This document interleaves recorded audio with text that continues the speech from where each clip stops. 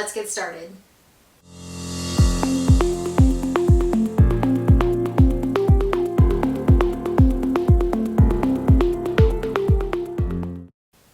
Hello everyone, my name is Kaitlyn Daniel, host and creator of Sci-Fi Leadership, and if you're new here, welcome. I specialize in empowering leaders as they navigate how to best support mental health and well-being in our schools. Today's episode is part 3 of our Steady Minds monthly series, where I change one thing about my routine and report on it in terms of how it impacted my mental health in hopes of sharing lifestyle changes and strategies that might benefit your mental health as well. So for the last 30 days, I have consistently made it a goal to read at least one chapter in a book a day. Now, here's the stack of books, not even counting some of the audiobooks that I got through this summer. But for the last 30 days, I've made sure to read at least one chapter in any book of my choosing. For me, mostly, I do a bit of reading early in the morning while I drink a cup of coffee, and that has been part of my morning routine all summer, but specifically for the last 30 days. And while it may have to switch up now that the academic year is getting started up again, I want to continue to incorporate reading into my daily routine because I had so many benefits from reading. Now, some days I read a chapter, other days I found myself reading 50 pages, and then there was one day entirely where I binge read a book, which I haven't done since I was in middle school. And I was kind of impressed with myself by doing it, and I loved every minute of it. So, let's jump in. What mental health benefits have I noticed in myself over the last 30 days just by incorporating reading into my daily routine? Benefit number 1 is that I found myself feeling less stressed and anxious when I incorporated reading into my daily routine. I found that when I sat down to read that I had already prepared to give that time to myself and that it couldn't be taken away for work or school or any other activity that I had going on that day. You know, often as an anxious person or just a regular adult, I can wake up feeling senses of dread and my brain immediately goes to the to-do list of things I need to do or finish within that day.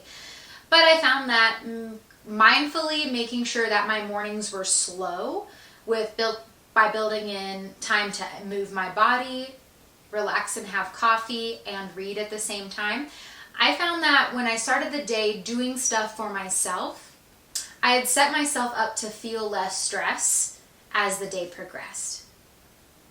And I also felt like I was accomplishing more. And that goes along with benefit number 2. I think reading was a great way to give my brain a little hit of dopamine.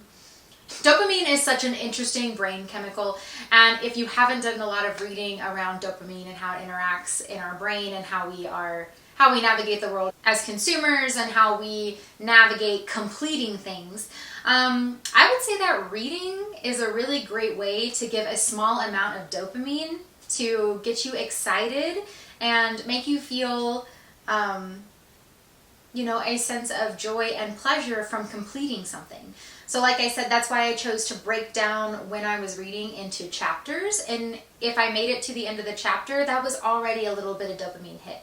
And when I completed a book, that was an even bigger dopamine hit. And I will say one thing that helped with that dopamine tracking was I also used a book tracker.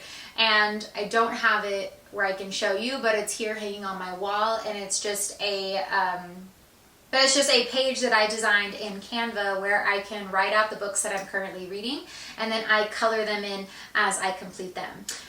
And I find that just having a visual representation of the amount that I have read, whether it's a physical or audiobook copy, has been really validating and gives you kind of a sense of confidence and reassurance that you are doing things and you are completing them. And you are doing those things in a non-work related capacity, which is wonderful. Mental health benefit number 3 is I feel less isolated. I really found joy while I was reading. And I think a reason why was because it felt less isolating. And I don't really know how to articulate this well, and I would love to do a full video that breaks down why reading is good for all ages, but especially in our K through 12 students.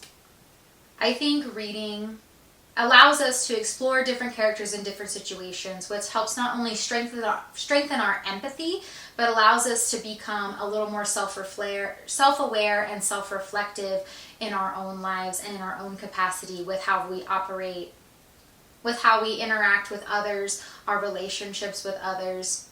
And I think reading is a great way for that to happen.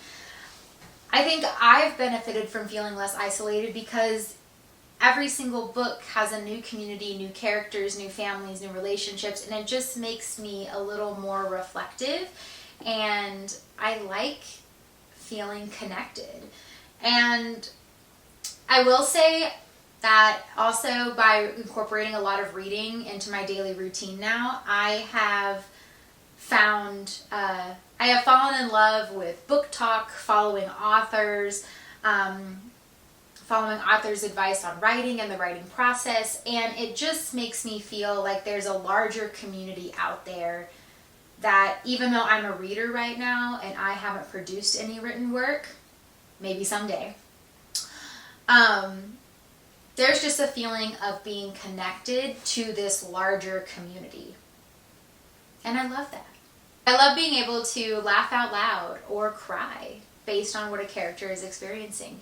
I think it makes me a better person, a more self-aware person, and a more empathetic person. And also, if reading is not your thing, although I do think it has a lot of benefits to our mental health, I just want you to know that I chose incorporating reading back into my daily routine because I used to be an avid reader as a child. I read all the time from elementary school up until high school.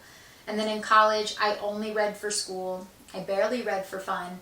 And then as I progressed into adulthood and while I was teaching, I don't think I read a single book for myself for 2 years until the pandemic happened.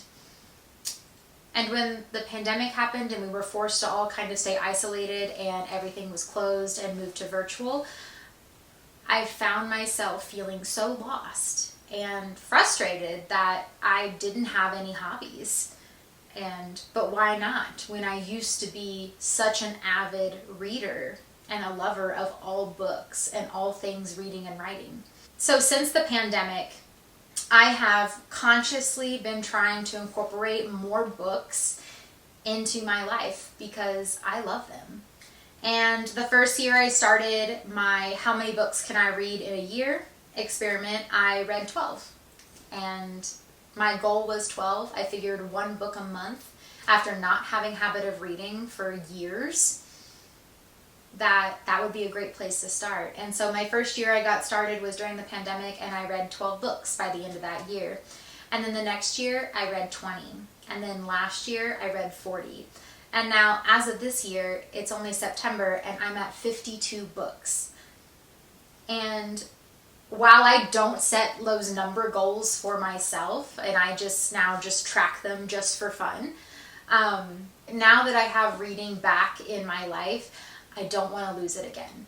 So if reading is not your thing, make sure you try to incorporate a hobby that you love, that you want more time on, and that brings you joy and peace of mind and helps improve your mental health and keeps you feeling like yourself.